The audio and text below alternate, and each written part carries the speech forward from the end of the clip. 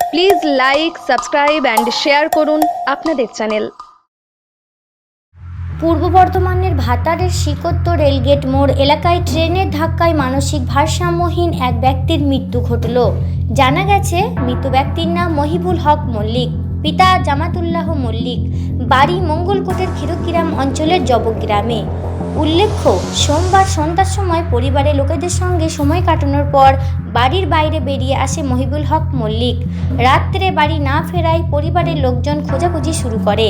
সাত সকালে রেললাইনের ধারে শিকোত্তর রেলগেট মোড় এলাকায় মৃতদেহ পড়ে থাকতে দেখে এলাকায় চাঞ্চল্য সৃষ্টি হয়। পরে খোঁজাখুঁজি করে জানা যায় মৃত ব্যক্তির বাড়ি জবগ্রামে।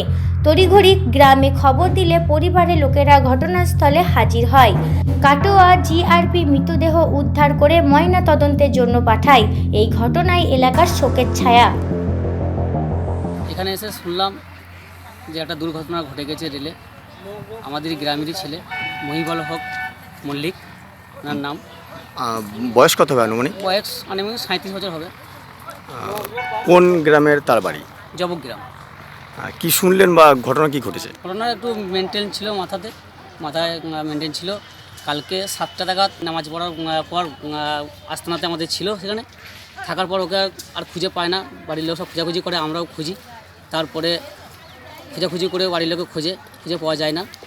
তো আনিমিক এখান থেকে শিকোত্তর থেকে একটা ফোন আমাদের কাছে যায় যে এরকম ধরা একটা ছেলে, এরকম ধরা কালকে অনেক রাত্রি ঘটেছে। যা দেখলাম ওই ট্রেনের ধাক্কা লেগে এই ঘটনা ঘটেছে, এরকম ধরা মারা গেছে।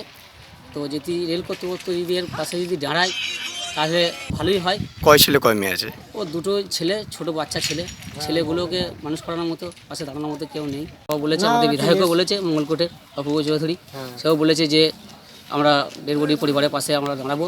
তার সাথে সাথে যদি রেল কর্তৃপক্ষ যদি দাঁড়ায় তাহলে খুবই ভালো হয়।